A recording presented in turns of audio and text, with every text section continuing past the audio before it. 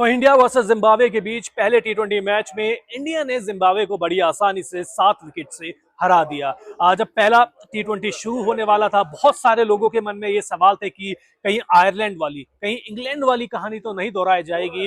लेकिन कहते हैं ना कि समय का चक्र घूमता है, और समय का चक्र घूमा श्रेयस अय्यर के लिए, टीम इंडिया के लिए, और जिम्बाब्वे हरारे आते के साथ ही वो जो जीत का ट्रैक था उसमें दोबारा से आ गए हैं। श्रेयस अय्यर ने अपनी कप्तानी में पहली जीत हासिल की है, और प्रेस कॉन्फ्रेंस में और जो पोस्ट मैच प्रेजेंटेशन में वो काफी खुश भी लग रहे थे, सेटिस्फाइड लग रहे थे कि पहली जीत मिली है, ये मेरे लिए अच्छी है। अब जीत गई, बड़ी आसानी से जीत गए। वैभव सूर्यवंशी ने 18 गेंद पे 50 रन, तूफानी अर्धशतक लगाया, लंबे लंबे छक्के लगाए, चौके लगाए, और सबसे कम उम्र में इंटरनेशनल में अर्धशतक लगाने वाले वो बल्लेबाज भी बन गए। वैभव की तारीफ हो गई, क्योंकि वैभव की तारीफ तो बनती है, क्योंकि वैभव का नाम इस समय पूरी दुनिया में छाया हुआ है। सोशल मीडिया हो, मीडिया हो, फैंस हो, सिर्फ वैभव सूर्यवंशी ही आपको सारे हर तरफ देखने को मिलता है। अब वैभव सूर्यवंशी हो गए, लेकिन इस मैच के लिए मैन ऑफ द मैच कौन बना है? मैन ऑफ द मैच बने हैं मयंक यादव। जी हाँ, वो मयंक यादव जिन्होंने 2 साल बाद टीम इंडिया में वापसी की है, और क्या दमदार वापसी करी है, क्या शानदार वापसी करी है। बहुत सारे सवाल थे उनके कमबैक को लेके भी कि वो बार बार इंजर्ड हो जाते हैं, कि उन्हें शामिल किया है। और जब कमबैक हो गया था तो नजर उनके ऊपर यही थी कि क्या उस स्पीड से, क्या उस पेस से, क्या उस रफ्तार से गेंदबाजी कर पाएंगे कि नहीं कर पाएंगे। बिल्कुल 145 से 150 किलोमीटर प्रति घंटे की रफ्तार उनकी रही इस मैच में जब गेंदबाजी कर रहे थे। 4 ओवर में 18 रन दिए और 2 विकेट उन्होंने लिए। गेंदबाजी जबरदस्त थी। अब मैन ऑफ द मैच भी बनते हैं। मैन ऑफ द मैच बनने के बाद प्रेस कॉन्फ्रेंस में आते हैं, बहुत सारे सवाल उनसे पूछे जाते हैं।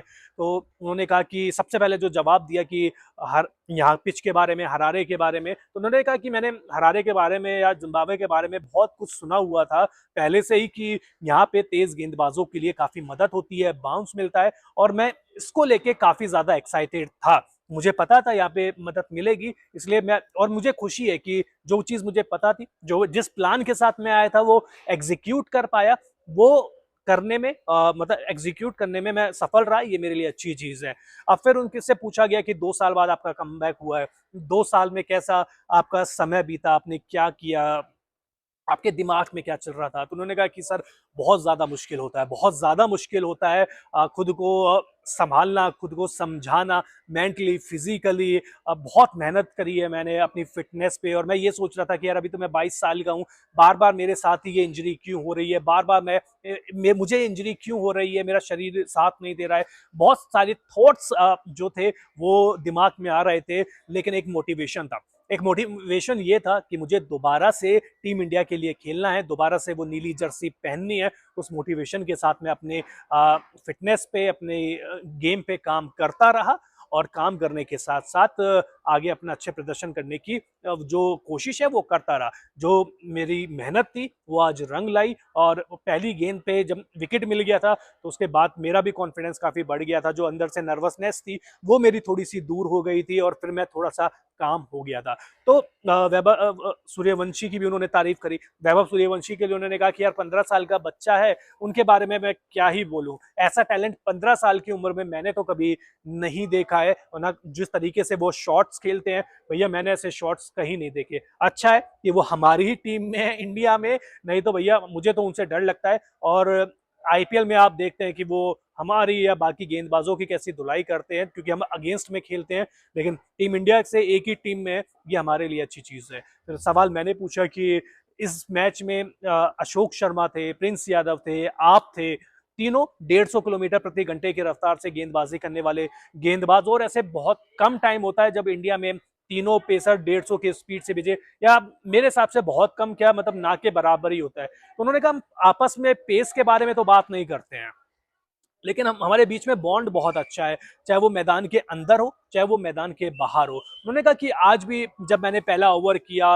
मुझे विकेट मिला, पहला ओवर खत्म हुआ, तो मैंने अशोक और प्रिंस से बात करी थी कि यहाँ पे आप ऐसी गेंदबाजी कर सकते हैं, यहाँ पे इस तरीके की मदद है, यहाँ पे आप इस प्लान के साथ गेंदबाजी कर सकते हैं, आप ये लाइन और लेंथ रख सकते हैं। तो ये बॉन्ड हमारे बीच में है, हम आप आपस में जो एक दूसरे का एक्सपीरियंस है वो काफी ज्यादा शेयर करते हैं। वैभव सूर्यवंशी की उन्होंने काफी ज्यादा तारीफ करी, अपने कमबैक को लेकर उन्होंने काफी ज्यादा बातचीत करी, और जो सारी वो दिल की बात थी ना उन्होंने बताई थी। उन्होंने कहा था कि यार देखिए अय्यर के बारे में उन्होंने इनफैक्ट बात करी, अय्यर की कप्तानी के बारे में बात करी। तो उन्होंने कहा कि देखिए अय्यर की कैप्टनसी में मैं पहली बार खेल रहा था, लेकिन ग्राउंड में जिस तरीके से वो हमें समझा रहे थे, जो हमें फील करा रहे थे, जो हमें फ्रीडम दे रहे थे, वो काफी अच्छा था। और उनके मैं थोड़ा सा एक अच्छा फील कर रहा था ग्राउंड पे जब श्रेयस अय्यर थे, क्योंकि मैंने उनके अगेंस्ट में आईपीएल में तो खेला, लेकिन उनकी कप्तानी में मैं पहली बार खेल रहा हूँ और मेरे लिए एक अलग अनुभव था। लेकिन बहुत अच्छी उन्होंने कप्तानी करी।